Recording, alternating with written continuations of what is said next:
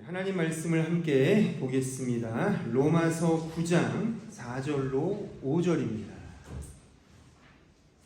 우리 다 같이 함께 읽도록 하겠습니다. 시작. 그들은 이스라엘 사람이라. 그들에게는 양자됨과 영광과 언약들과 율법을 세우신 것과 예배와 약속들이 있고 조상들도 그들의 것이요 육신으로 하면 그리스도가 그들에게서 나셨으니 그는 만물 위에 계셔서 세세의 찬양을 받으실 하나님이시니라. 아멘.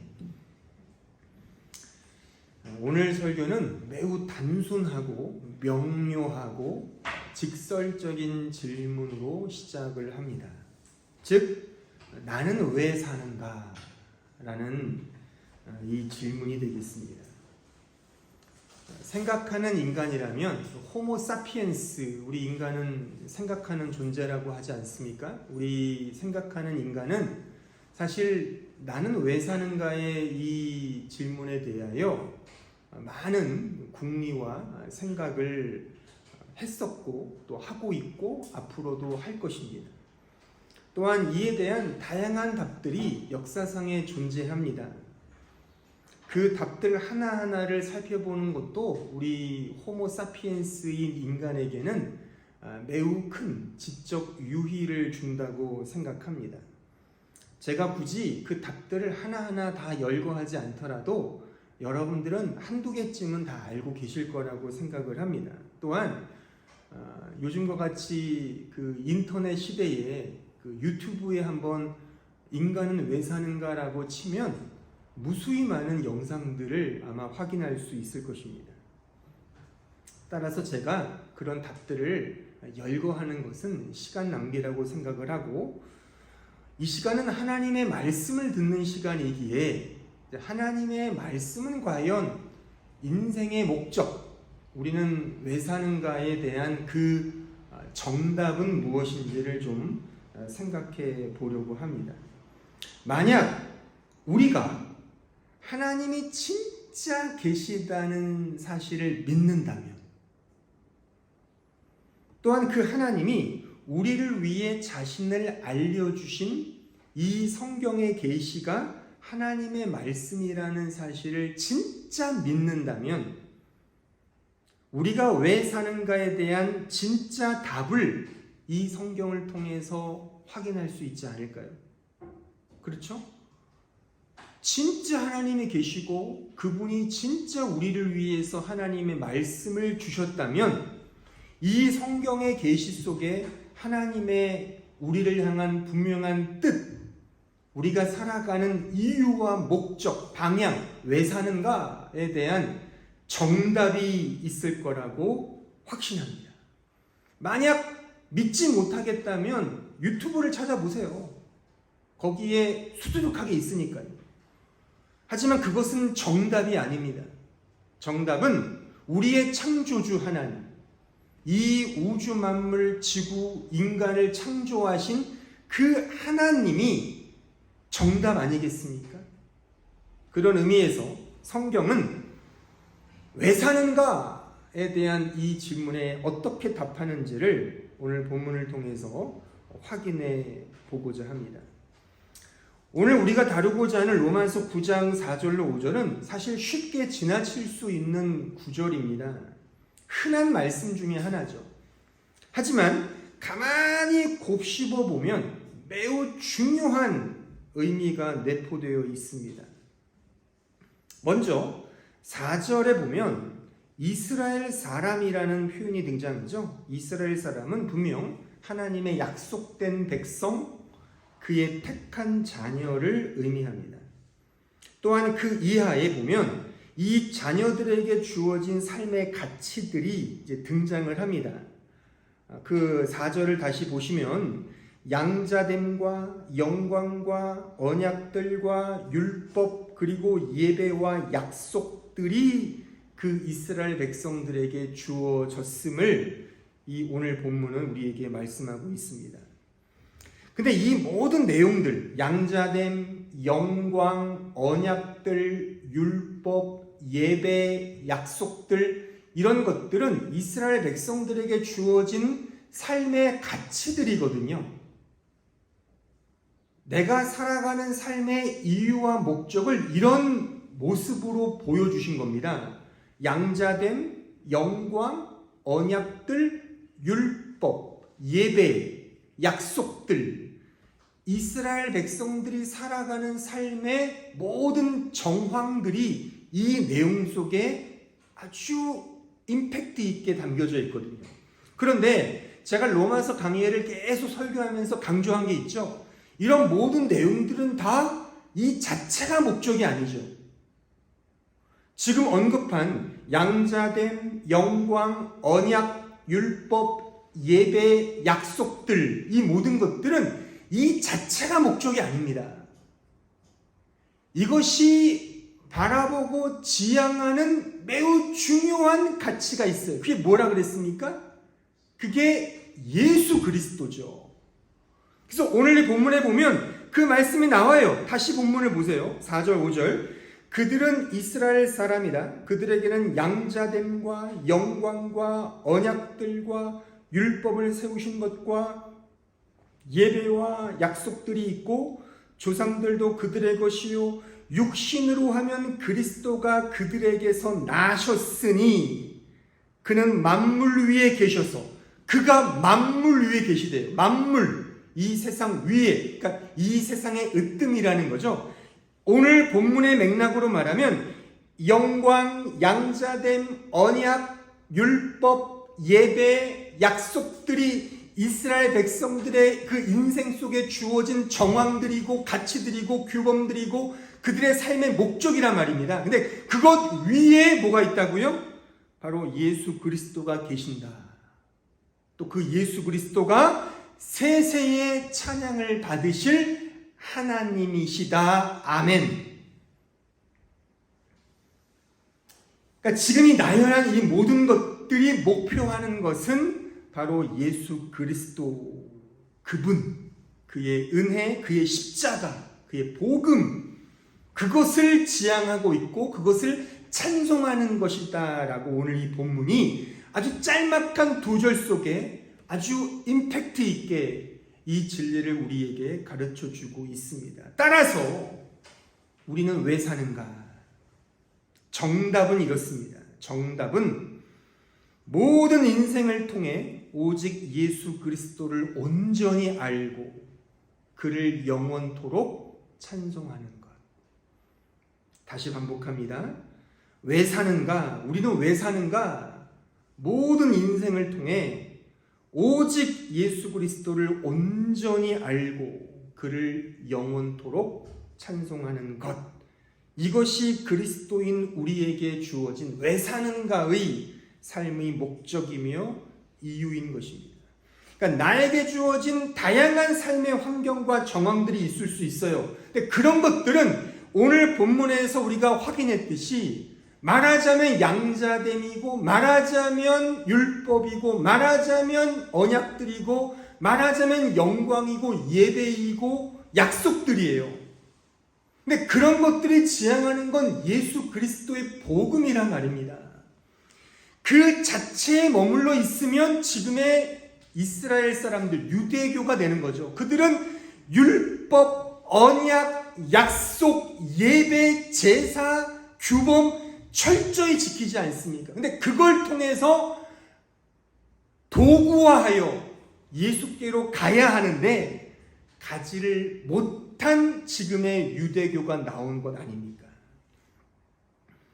우리로 말하면 우리 인생에 주어진 수많은 히스토리가 있어요. 독일어로 게슈테가 있죠. 우리에게 주어진 많은 사건들과 여러 가지 일들이 있어요. 근데 그런 것들이 말하자면 오늘 말씀을 확인했듯이 어떤 예배이며 찬송이며 영광이며 율법이며 약속들이며 그런 것들일 수 있습니다. 근데 그런 것들을 통하여 우리에게 주어진 수많은 환경과 정황들을 통하여 결국 예수 그리스도 그 목적, 그 예수님께로 가는 거란 말입니다. 그것이 우리 신자의 삶의 목적이며 이유라고 말할 수가 있습니다. 좀 더 노골적으로 말하면 십자가의 복음인 거예요. 예수 그리스도의 그 십자가의 사랑과 은혜를 알고 그것을 찬송하는 거예요. 찬송하는 거. 오늘 본문에 나열된 이런 여러 가지 가치들 중에 제가 딱 하나를 꼽아서 좀 더 풀어 설명해 드리면 언약을 한번 생각해 보죠. 언약. 그러니까 이스라엘 백성들을 언약 백성이라고 하잖아요. 근데 그 언약이 지향하는 게 뭐냐고요. 그냥 그러니까 언약의 궁극적인 특징이면 목적이 뭐냐고요. 하나님께서 인간과 언약을 맺으셔서 이 언약을 잘 지키면 언약이 성취되는 것이고 언약을 지키지 못하면 망하는 것이야. 그러니까 언약을 잘 지켜야 돼. 이것을 목적으로 주셨습니까? 물론 표면상으로는 그렇게 나타나 보이지만 그 실제 내면은 그게 아니죠. 그러니까 창조된 인간 중에 언약, 율법을 온전히 지킬 수 있는 사람이 있습니까? 이게 아니란 말입니다. 그런 맥락에 주신 게 아니에요. 창조된 인간이 지키는 유무의 문제가 아니라 오직 한 분, 중보자 인간이신 예수 그리스도, 그가 언약을 성취하는 그 공로에 의하여 언약이 성취된 것이죠. 그래서 그 언약은 처음부터 끝까지 예수님만을 가리킨다는 사실입니다. 대표적으로 하나님의 맺으신 언약 가운데 가장 으뜸이라고 모든 성경학자들이 말하고 있는 게 믿음의 조상 아브라함과 맺으신 언약이에요. 이 언약을 한번 보자고요. 잠깐이긴 하지만 자, 창세기 15장 1절에 가보십시오.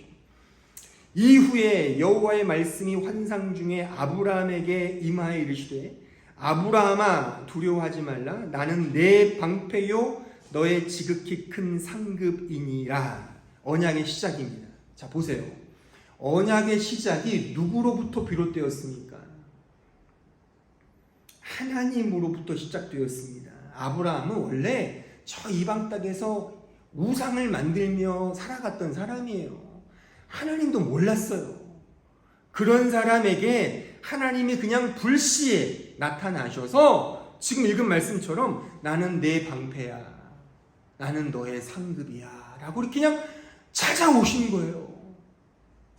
그러니까 인간 아브라함이 하나님 어딨지? 하나님 믿어야지? 하나님 나 여기 있어요. 그렇게 해서 언약에 체결된 것이 아니라 하나님께서 은혜로, 이유가 없어요. 왜 아브라함인지 이유가 없어요. 그냥 찾아오셔서 나는 너의 상급이야 라는 식의 언약을 맺으셨다는 사실입니다. 그 언약의 내용이 이와 같습니다. 15장 4절로 5절 보십시오. 여호와의 말씀이 그에게 임하여 이르시되 그 사람이 내 상속자가 아니라 내 몸에서 날 자가 내 상속자가 되리라 하시고 그를 이끌고 밖으로 나가 이르시되 하늘을 우러러 뭇별을 셀 수 있나 보라. 또 그에게 이르시되 내 자손이 이와 같으리라. 지금 아들 하나 없는 아브라함에게 찾아오셔서 언약을 맺으시는데 내가 너에게 이 하늘의 뭇별처럼 많은 자손 제라, 이 자손 아들을 줄게, 아들들을 줄게. 그러니까 이 말씀을 들었을 때 아브라함은 이게 뭔 말인지 몰랐습니다. 아들 없는 나에게 아들을 주시려나 보구나. 감사하네. 그 정도를 알았어요. 제가 강해하면서 말씀드렸죠. 이 자손은 제라예요. 히브리어로. 제라가 예수님을 말한단 말입니다. 근데 이게 뭘 몰랐어요, 아브라함은. 그냥 나에게 상속될 아들을 주시는가 보다 이렇게 이해했단 말입니다. 하지만 하나님은 그런 약속을 주신 게 없어요. 주신 적이 없어요. 너에게 은혜로 내가 예수를 줄게, 이겁니다. 이 말씀의 뜻은. 더 볼까요? 자, 12절 15절 보십시오. 해질 때에 아브라함에게 깊은 잠이 임하고 큰 흑암과 두려움이 그에게 임하였더니 여호와께서 아브라함에게 이르시되 너는 반드시 알라. 내 자손이 이방에서 객이 되어 그들을 섬기겠고 그들은 400년 동안 내 자손을 괴롭히리니 그들이 섬기는 나라를 내가 징벌할지며 그 후에 내 자손이 큰 재물을 이끌고 나오리라. 너는 장수하다가 평안히 조상에 돌아가 장사될 것이요. 자, 이걸 우리는 이해하시죠? 이게 이 아브라함의 자손들이 애굽의 종로로 탈 것을 하나님께서 예언하시는 말씀이에요. 이미 예언된, 이미 계획된 사건인 겁니다. 그러니까 이스라엘 백성들이 애굽에 400년 동안 종노릇 했잖아요. 출애굽했잖아요. 그 사건을 지금 말하고 있는 겁니다. 이미 하나님 편에 다 계획된 사건인 겁니다. 그 계획된 사건 속에 아브라함의 약속을 맺으신 거예요. 내가 이렇게 해서 너에게 이런 복을 줄 거야. 그 복은 바로 내 아들 성자 예수 그리스도를 통해 너의 민족을 구원하는 그 사건이야 라는 말씀인 겁니다. 아브라함이 진짜 이 말씀의 뜻을 알았을까요? 몰랐습니다. 몰랐어요. 그러니까 이 언약은 처음부터 끝까지 은혜였던 거예요. 은혜. 아브라함의 의도와 의사와 그의 믿음과 상관없이 하나님에게 은혜로 이런 약속을 맺으셔서 내가 너에게 이런 복들을 줄 거야. 이것이 아브라함의 언약인 것입니다. 이 약속을 확정짓는 세레모니를 하시죠. 자, 창세기 15장 17절에 가보십시오. 해가 져서 어두울 때에 연기나는 화로가 보이며 타는 횃불이 쪼갠 고기 사이로, 거기에 언더라인을 쳐셔야 돼요. 쪼갠 고기 사이로 지나더라. 고기가 쪼개졌어요. 죽음을 의미하는 겁니다. 그러니까 이 아브라함의 언약부터 죽음을 상정하고 있죠. 그 죽음이 무엇을 의미하는 겁니까? 바로 예수님의 십자가를 의미하는 겁니다. 그러니까 이미 이 언약 속에 예수 그리스도의 십자가가 이미 계획되어 놓여진 겁니다. 그러니까 아브라함이 노력해서 이 언약을 성취한 게 아니에요. 이 약속을 성취한 것이 아니라 할 수가 없어요.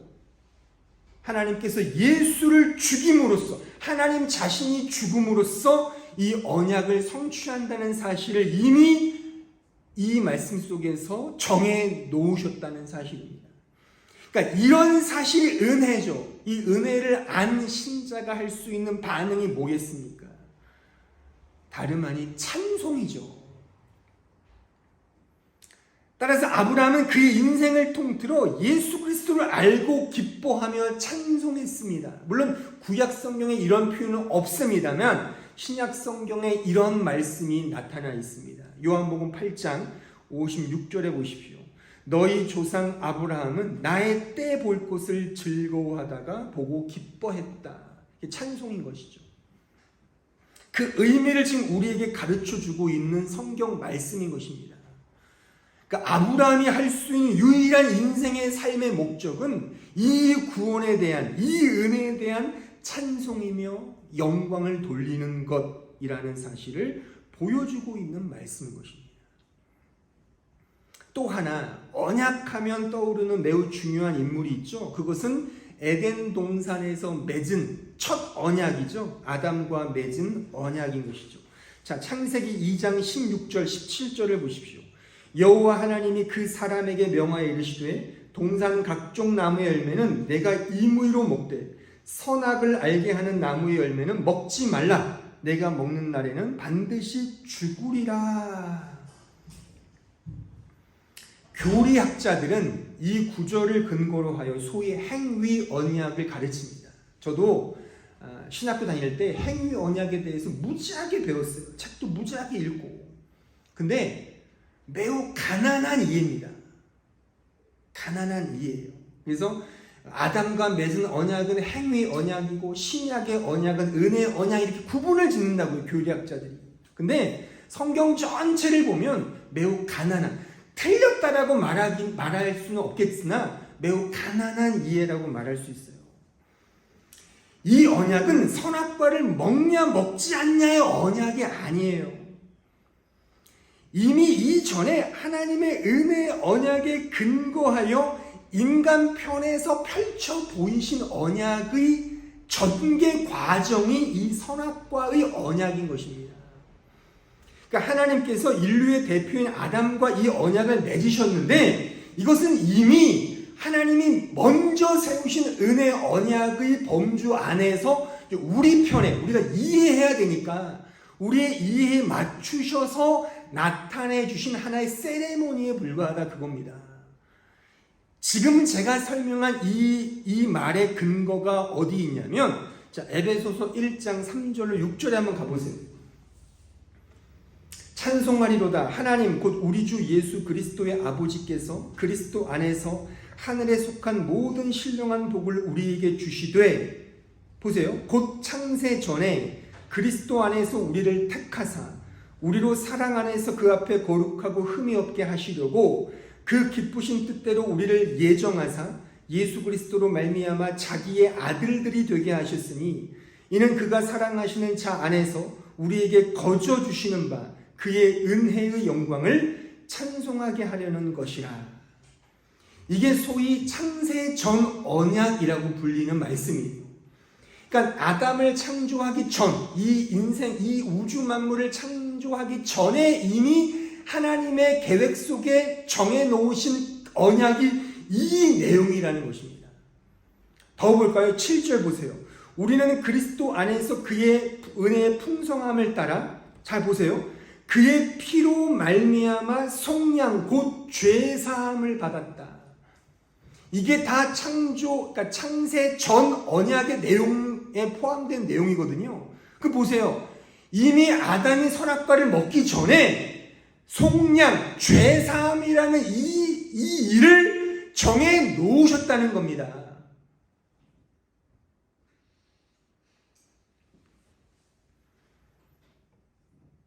이게 창세전 언약이에요. 속량. 그러니까 이 속량이라는 말 속에는 무엇이 전제되어 있습니까? 속량, 죄사함이라는 말 속에 전제된 것은 죄가 전제되어 있는 거죠. 좀 조심스러운 얘기지만 그러니까 죄라는 것도 이미 전제되어 있다는 사실이에요. 하나님의 계획 속에는. 그러니까 우리의 지혜로는 이해할 수가 없는 거죠. 그러니까 놀라운 거죠. 그러니까 제가 언젠가도 말씀드렸지만 하나님이 주시는 구원은 우리의 잘못을 뒤처리하는 것의 구원이 아니라 말입니다. 내가 선악과를 먹었으니까 어떡하니? 어떻게 만회하지? 그래 그거 어떻게 빨리 풀자. 너 죄졌구나. 어떡하지? 그럼 이렇게 내가 해줄게. 그런 뒤처리반으로 구원이 아니라 말입니다. 이미 실수가 없으시고 모든 것들을 아시는 하나님이 만세 전에 창세 전에 은혜 언약을 만들어 놓으신 거예요. 그게 창세전 언약인 겁니다. 아브라함의 언약으로 말하면 쪼갠 고기 사이로 하나님이 지나가신 거예요. 이 언약을 어기면 이 쪼갠 고기처럼 죽을 거야. 근데 언약을 지켰습니까? 당연히 못 지켰죠. 모두가 못 지켰어요. 자신을 쪼갠 거예요. 자신을. 그게 십자가 아닙니까? 그러니까 이미 십자가는 계획되어 놓여진 하나님의 구원 사건이라는 사실입니다. 이 창세전 언약을 통해 우리가 알 수 있는 것은 하나님이 다 정해놓으시고 세우시고 이루셨다는 사실이에요. 소위 말해 하나님의 원맨쇼입니다. 하나님이 다 하시는 거예요. 인간에게는 전혀 그 어떠한 자랑도 없게 하시는 거예요. 내가 믿었냐 안 믿었냐가 중요한 게 아니에요. 우리 편에서 믿어야죠. 믿음으로 구원받는 거예요. 하지만 그 믿음조차도 하나님의 은혜인 겁니다. 우리가 알 수 없는. 그러니까 제가 이 이야기를 비로소 이제 강조하는 것은 로마서 9장으로 넘어와서 제가 지난주에 말씀드렸죠. 9장부터 10장, 11장의 주제는 하나님의 자유예요. 하나님의 절대 주권이거든요.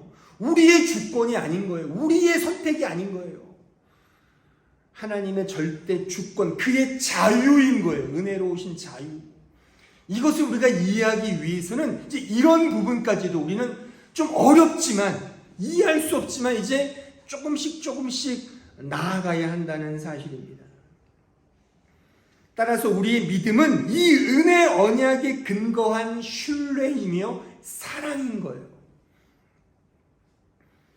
언약의 목적은 우리의 구원이죠. 하지만 더 궁극적인 목적은 하나님의 영광에 있다는 사실입니다. 그래서 이 구원을 받은 백성은 오직 하나님의 영광을 찬송하는 거예요. 이게 본질적 목적이거든요. 그러니까 오늘 본문도 모든 만물 위에 세세토록 계신 그분을 찬송한다. 아멘으로 맞춰지는 겁니다.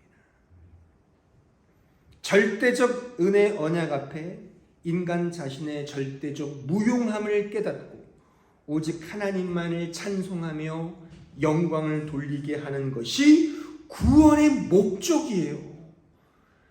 장소적으로 천국 가는 게 구원의 목적이 아니라, 그러니까 천국을 바라보면서 나 천국 가야 돼요, 지옥 가기 싫어요, 그런 사람은 천국에 못 들어가요.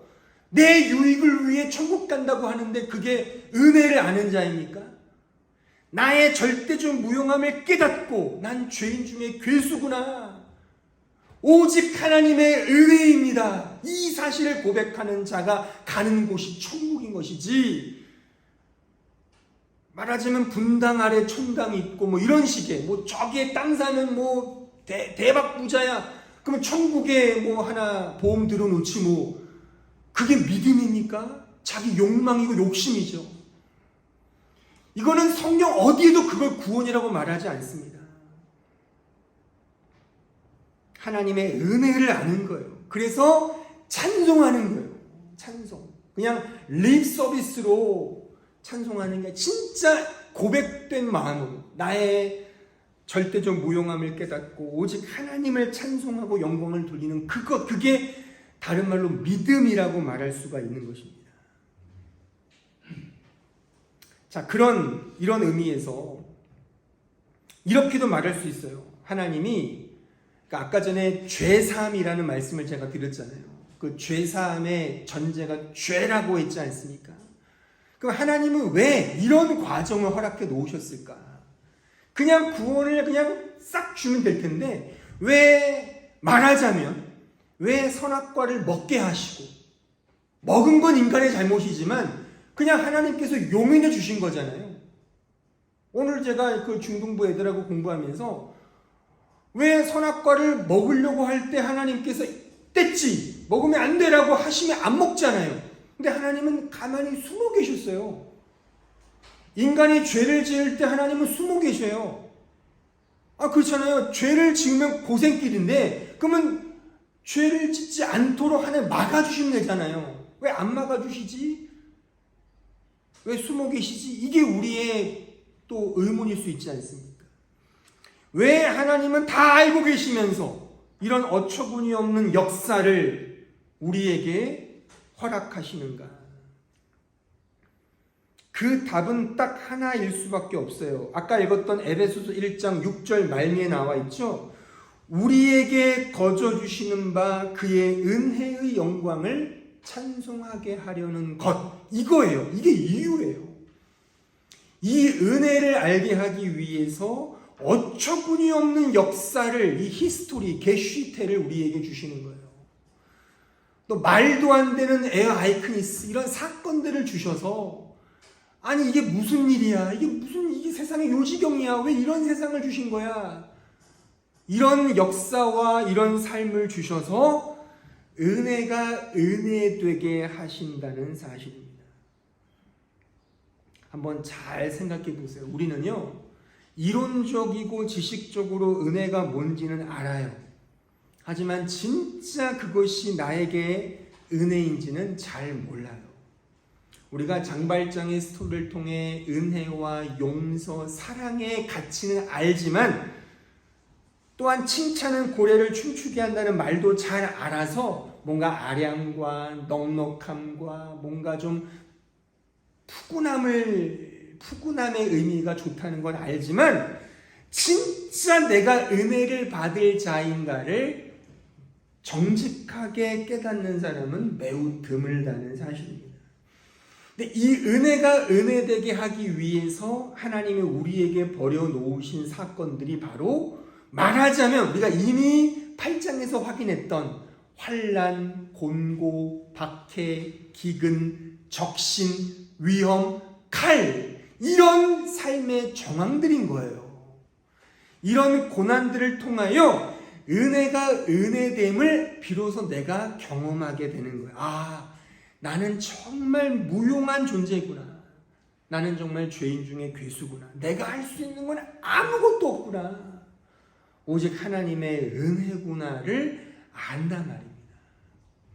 우리가 아는 건 고작 이런 거예요. 마태복음 18장에 보면 1만 달란트 빚진 자가 탕감을 받았어요. 어마어마한 돈을 빚진 자가 탕감 얻었는데, 그런 사람이 밖에 나와서 자기가 꿔준 빚을 준 100데나리온 안 갚은 사람을 감옥에 쳐넣은 게 우리 인간이라니까요. 이게 우리 인간이에요. 우리 은혜를 안다고요? 언제나 이해관계 속의 은혜를 우리는 내 것으로 만들지 진짜 전적인 은혜를 우리는 잘 몰라요.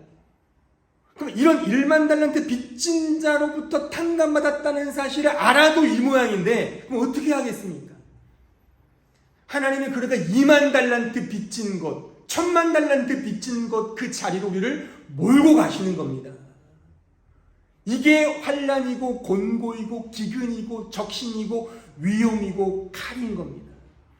그런 자리에서 이제 이걸 깨닫는 거죠. 아, 나는 정말 무용한 존재구나. 오직 하나님의 은혜만을 찬송하게 되는 그 자리로 가게 된다는 거예요. 이게 말하자면 우리가 살아가는 이유이며 목적인 거예요. 이것을 위해서 우리의 인생을 주신 겁니다. 성경적 세계관으로 말하자면, 여러분들이 저의 이 설교에 얼마나 동의하실지 모르겠지만 동의하든 안 하든 상관없어요. 이거 하나님의 말씀이니까. 여러분들은 어떤 의미에서, 우리 교인들은 뭐 그래서 없겠지만 뭐 돈을 목적으로, 명예를 목적으로, 뭐 권력을 목적으로, 평판과 인간관계를 목적으로 살아갈 수 있죠. 그게 삶의 이유일 수 있습니다만 어느 정도 그럴 수 있죠. 하지만 그 모든 것들조차도 결국에 이 은혜를 아는, 말하자면 상징적 도구, 기능적 도구들이에요. 다. 그거를 깨닫지 못하고 그 도구에 집착하면 그것이 우상인 겁니다. 우상이 다른 것이 아니에요. 하나님이 하나님의 은혜를 알도록 주신 도구들에 집착하면 그게 우상이 되어버리는 겁니다. 그걸 통해 하나님을 알면 그게 뭐든지 간에 그거는 축복의 통로가 되는 거예요. 심지어 다른 종교의 교리를 배우면서도 하나님을 알면 그 교리가 축복의 통로가 되는 거라니까요. 저는 예전에 종교학 공부하면서 많은 종교들을 배웠거든요. 배웠는데 어쩌면 이 모든 종교가 다 예수님의 복음을 가르쳐 준다고 저는 느꼈어요. 저만이 아니라 그렇게 느끼는 그 종교를 배우는 거거든요. 목사들이 다. 다른 종교 다 배워요. 신학교에서. 근데 그것을 통해 그쪽으로 가는 경우도 있겠죠. 석가모니의 가르침을 배우니까 너무 탁월해. 예수님의 가르침보다 더 낫네? 아, 나 이쪽으로 귀화해야지. 뭐 그러면 어쩔 수 없지만 정말 믿음이 있고 정말 은혜를 알면 모든 거를 봐도 다 예수님이네? 그게 된다니까요. 영화를 보든 대중가요를 듣든 이게 중요한 게 아니에요. 뭐 교회에서 뭐 대중가요 들으면 안 됩니까? 그걸 들으면서 진짜 하나님밖에 없어. 예수밖에 없다니까. 이걸 알면 그 소위 세상의 음악이 축복의 통로가 되는 거예요. 반면에 여기서 예배를 드리고 말씀을 공부하면서 이 말씀이라는 이 글자에 매여서, 예배라는 형식에 매여서 하나님께 가지 못하고 예수 그리스도의 십자가에 가지 못하고 그냥 이 형식에 갇혀 있으면 그게 유대주의가 되고 율법주의가 된다는 사실입니다. 은혜를 진짜 알면 모든 것이 다 은혜인 거예요. 하늘을 봐도 은혜고, 나무를 봐도 은혜고, 들에 핀 꽃들을 봐도 다 은혜인 거예요. 그래서 내 자신의 초라함과 부족함과 이런 나를 왜 사랑하셨지? 왜 나에게 이런 가정을 주시고, 이런 직장을 주시고, 이런 넉넉한 삶을 주시고, 이런 교회를 주시고, 이런 삶을 주셨네? 찬송과 영광이 나온다는 사실입니다. 이 고백이 안 나오면 하나님의 택한 백성에게는, 제가 공갈치는 것이 아니라 우리에게 2만 달란트 빚진 자리, 1000만 달란트 빚진 자를 몰고 가실 겁니다. 더 많은 환난과 곤고와 박해와 기근과 적신과 위험과 칼과 같은 그런 인생으로 우리를 몰고 가실 거예요. 이 고백을 받아내게 하시기 위한 하나님의 은혜의 열심인 겁니다. 따라서 이 설교의 목적은 사실 인간적으로 제가 좀 언급을 하면 더 얻어맞기 전에 이 은혜를 좀 더 우리가 알자. 지금의 나의 삶에 만족해하면서 그래 이 정도면 뭐 천국이지. 여기가 하나님이 나와 함께 계신 그곳이 천국이지. 뭐 그렇게 막 그냥 길을 쓰고 돈을 벌으려고 하고 막 길을 쓰고 살려고 할까. 그러니까 우리의 목표와 목적을 깡그리 무시하는 그런 말이 아니라 자족함을 배우는 거예요. 자족함을 배우고 이 모든 것들이 다 하나님의 넉넉한 은혜라는 사실을 알면 우리 입술에 날마다 찬송과 기쁨이 터져 나온다는 사실이에요. 이렇게 살아가는 거예요. 이게 신자의 삶의 이유이며 목적인 것입니다. 우리는 왜 사는가? 우리가 사는 동안 부대끼고 맞닥뜨리는 수많은 히스토리, 게슈테를 통해 오직 예수 그리스도의 은혜를 알고 경험하고 찬송하는 것입니다. 물론 주의할 것은 반복하지만 그 히스토리와 게슈테의 내용들, 그 도구들에 집착해 있으면 안 됩니다. 그거는 그냥 기능적 도구에 불과한 거예요. 기능적 도구를 비전으로 삼는다? 이거 어처구니 없는 거예요. 그러니까 제가 청년부 지도할 때 너 비전이 뭐야? 아 저는요 사법고시 붙고 뭐 행정고시 붙어서 뭐 어떻게 되고 싶어요. 그건 비전일 수 없어요. 그거는 저는요 뭐 제가 예전에 그 학원에서 그 애들 가르칠 때 그 믿지 않는 애들 그 중등부 중고등학교 되면 야 너는 앞으로 꿈이 뭐냐? 아 저는 서울대 가서요. 서울대 가면 좋지. 그래. 그리고 저는 그래서 뭐 아주 예쁜 여자랑 결혼해서요 뭐 가정 이루고 뭐 차도 벤츠나 뭐 이런 끌고 다니고 싶어요. 그러니까 그런 생각도 아예 없는 애들은 되게 공부를 안 해요. 아예. 근데 그런 목표가 있으면 공부를 아주 악착같이 하거든요. 왜요? 아 예쁜 여자 만나야 되고 멋있는 남자 만나려면 공부를 잘해야 되잖아요. 그거를 어디서 들었는지 아주 엄청 공부를 열심히 해요. 그런 애들이 좋은 대학 가더라고요. 보니까. 근데 그게 비전입니까? 그게? 그러니까 믿지 않는 사람들은 그렇다고 쳐요. 그냥. 근데 믿는 사람들조차도 나 어디 가는 게 어디 뭐 취직하고 어디 가는 게 그게 비전이고 그게 꿈이라고 한다면 이게 도대체 이게 뭡니까? 믿음이라는 게. 그게 우리의 비전이 아니잖아요. 그거는 물론 그게 중요하지 않다는 건 아니에요. 그거는 기능적 도구들이에요. 하나님을 찬송하기 위한 하나의 도구로 주신 것들인 겁니다. 우리는 이 세상의 돈, 명예, 인기, 세력, 권력, 평판, 수많은 물질들 이 자체가 목적과 목표가 아니라 그것을 통해 예수님을 더 잘 알고 예수 그리스도의 은혜의 복음을 찬송하는 것. 그것을 못 가졌어도 어떤 나의 삶의 정황에서 그것이 도구화돼서 하나님을 찬송하게 된다면 그게 복인 겁니다. 사업이 망해서 하나님을 더 알게 되고 하나님을 찬송하게 되었다면 사업이 망한 게 복인 거예요. 반면에 사업이 성공 기로에 서 있는데 하나님을 모르고 하나님을 찬송하지 않는다면 그게 저주인 거예요. 그게 우리의 안목과 시선을 우리는 그 지난주에 패러다임 쉬프트를 해야 되는 거예요. 하나님의 은혜로 가지 않는 모든 것들은 이 세상에 다 쓰레기다 라고 하는 사실을 아는 게 참된 믿는 자의 고백이며 찬송의 내용인 것입니다. 이러한 의미에서 사도 바울의 마지막 고백을 설교 결론으로 제가 인용하고자 합니다. 고린도전서 10장 31절로 11장 1절을 보겠습니다. 그런즉 너희가 먹든지 마시든지 무엇을 하든지 다 하나님의 영광을 위하여 하라. 유대인에게나 헬라인에게나 하나님의 교회에나 거치는 자가 되지 말고 나와 같이 모든 일에 모든 사람을 기쁘게 하여 자신의 유익을 구하지 아니하고 많은 사람의 유익을 구하여 그들로 구원을 받게 하라. 내가 그리스도를 본받는 자 된 것 같이 너희는 나를 본받는 자가 되라. 자, 이 말씀도 마찬가지인 거예요. 이 말씀을 인간 중심적인 율법주의로 해석하면 그래, 그리스도를 본받는 자가 돼야지, 무슨 공자활 맹자활로 이 말씀을 이해한다니까요. 그런 말씀이 아니에요. 진짜 하나님의 영광을 위해 살 수 있는 것, 자신의 유익이 아닌 다른 사람들의 유익을 위해 살 수 있는 것, 그리스도를 진짜 본받을 수 있는 게 뭡니까? 하나님의 은혜를 아는 거예요. 그리스도의 은혜를 아는 거예요.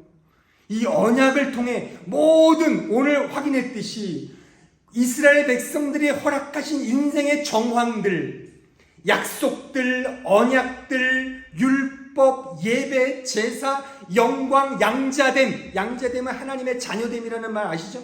그 모든 것들은 다 예수 그리스도를 가리킨단 말입니다. 그 은혜를 아는 것, 그 은혜를 아는 자만이 비로소 하나님의 영광을 구하는 삶을 살 수 있는 거예요.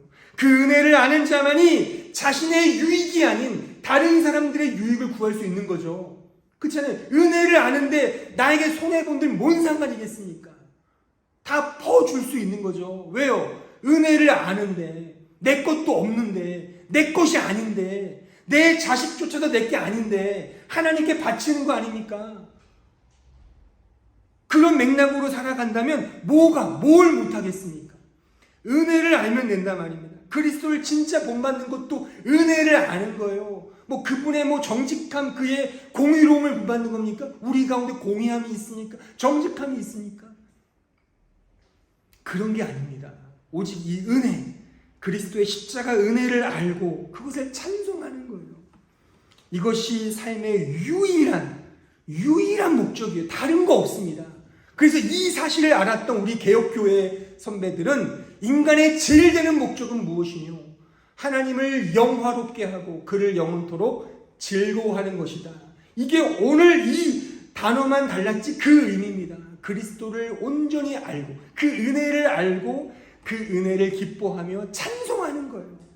진짜 찬송하는 거예요. 이것이 바로 우리가 이 세상을 사는 유일한 이유이며 유일한 목적입니다.